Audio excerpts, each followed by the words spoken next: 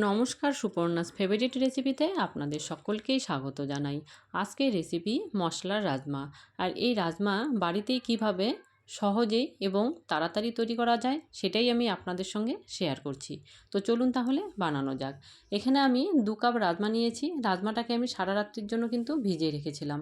ভেজানোর পরে রাজমাটা অনেকটাই ফুলে উঠেছে। এবার আমি এটাকে প্রেসার কুকারে দিয়ে কয়েকটা সিটি দিয়ে নেব। তো এটা আমি প্রেসার কুকারে দিয়ে দিচ্ছি।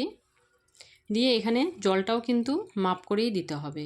তো এখানে আমি জলটা দিয়ে হাত দিয়ে মেপে দেখছি রাজমার থেকে ঠিক এতটা উপরেই কিন্তু জলটা নিতে হবে। তো এই জলের মধ্যেই আমি দিয়ে দিলাম কাশ্মীরি লঙ্কা পাউডার, দিয়ে দিচ্ছি পরিমাণ মতো লবণ, আর দিয়ে দিলাম এখানে হাফ চামচ খাওয়া সোডা। দিয়ে একটু নাড়াচাড়া করে নিয়ে প্রেসার কুকারের ঢাকনটা লাগিয়ে দিয়ে এখানে আমি 6 থেকে 7টা সিটি দিয়ে নেব। তো রাজমাটা সেদ্ধ হতে হতে আমি এদিকে বাকি মশলাটাও রেডি করে নিচ্ছি। তো পেঁয়াজটাকে আমি কেটে নিচ্ছি টুকরো টুকরো করে। এখানে পেঁয়াজটা যদি কেটে না নেওয়া হয় তবে এটাকে তখন পেস্ট করে কিন্তু নিতে হবে। তো আমি এটাকে টুকরো টুকরো করে কেটে নিচ্ছি।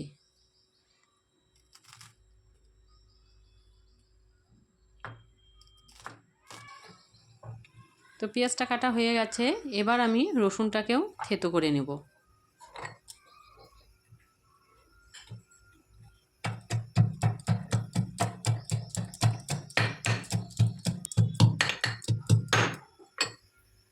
তো এর মধ্যে আমি দিয়ে দিচ্ছি আদাটাকেও আমি একসাথেই থেতো করে নিচ্ছি।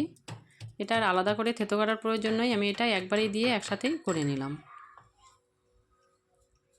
দেখুন হয়ে গেছে থেতো করা। এবার আমি টমেটোটাকে পেস্ট করে নিচ্ছি। এটা মিক্সিং জারে দিয়ে টমেটোর একটা পেস্ট তৈরি করে নিলাম।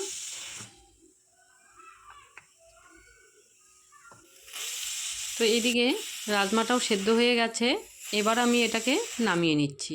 নামিয়ে ঠান্ডা হয়ে আসলে এটা প্রেসার কুকারের ঢাকনটা খুলে নিলাম। এবার দেখুন রাজমাটা কিন্তু সেদ্ধ হয়ে গেছে। দেখতে কিন্তু এরকম লাগছে, কিন্তু হাত দিয়ে টিপ দিলে কিন্তু সেদ্ধ হয়ে গেছে। ঠিক এই অবস্থায় কিন্তু নামিয়ে নিতে হবে। এবার আমি গ্যাসের উপরে একটা কড়াই বসিয়ে দিলাম। কড়াইটা গরম হয়ে আসলে এর মধ্যে দিয়ে দিলাম সাদা তেল, আর দিয়ে দিচ্ছি এখানে বাটার। এখানে বাটারের পরিবর্তে কিন্তু ঘি দিলেও চলবে। তো আমি এখানে বাটারটা দিয়ে দিচ্ছি। বাটার বা ঘি কিন্তু দিতেই হবে। রাজমার যে একটা কষ্টা ভাব থাকে তাহলে কিন্তু সেটা থাকবে না। তো এবার আমি এর মধ্যে দিয়ে দিলাম দারচিনি, এলাচ, আর দিয়ে দিলাম 1 চামচ গোটা জিরে। এগুলোকে সম্বার দিয়ে এর মধ্যে আমি দিয়ে দিলাম কেটে রাখা পেঁয়াজটাকে ভালো করে কিন্তু ভেজে নিতে হবে, একটু লাল লাল করে। ঠিক এইভাবেই কিন্তু ভেজে নিতে হবে। দেখুন পেঁয়াজটা কিন্তু ভাজা হয়ে গেছে লাল লাল করে। এবার আমি এর মধ্যে দিয়ে দিচ্ছি থেতো করে রাখা আদা আর রসুন। এটাকেও দিয়ে ভালোভাবে ভেজে নিতে হবে। যখন আদা আর রসুনের একটা সুন্দর সেন্ট বের হবে তখন আমি এর মধ্যে দিয়ে দিচ্ছি কাশ্মীরি লঙ্কা পাউডার, দিয়ে দিলাম ধনিয়া পাউডার 1 চামচ।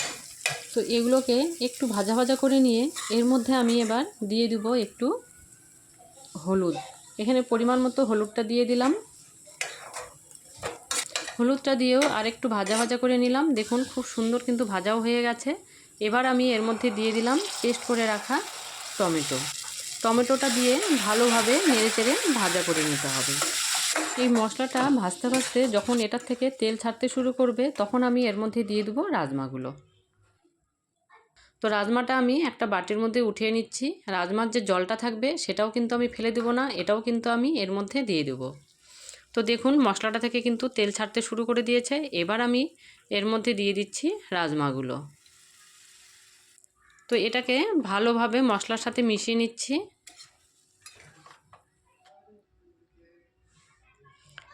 তো এবার এগুলোকে একটা হাতা দিয়ে এইভাবে কিন্তু ম্যাশ করতে হবে, যেন কিছু রাজমা থেতো হয়ে যায় আর কিছু রাজমা যেন গোটা গোটা থাকে। তাহলেই হয় কি খেতে খুব ভালো লাগে। এবার আমি এর মধ্যে দিয়ে দিলাম যে রাজমার যে জলটা ছিল সেদ্ধ করে রাখার, সেই জলটা আমি এর মধ্যে দিয়ে দিলাম। এবার আমি এটাকে আর কিছুক্ষণ জাল করে নেব।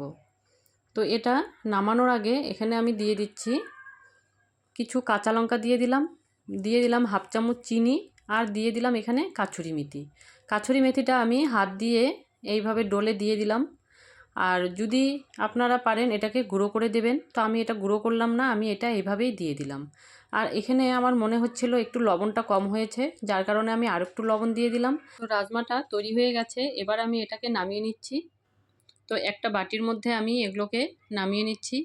তো এইভাবে আপনারা একবার বাড়িতে বানিয়ে দেখবেন, রুটি ভাত যাই বলুন সেটার সঙ্গে কিন্তু রাজমা খেতে খুবই ভালো লাগে। আর এই রাজমা রেসিপিটি আপনাদের কেমন লাগলো অবশ্যই কমেন্ট করে জানাবেন। আর যারা আমার চ্যানেলে নতুন তাদেরকে ফলো এবং সাবস্ক্রাইব করে আমার পাশে থাকার অনুরোধ রইল। এরপরে দেখা হবে পরবর্তী রেসিপিতে। ধন্যবাদ।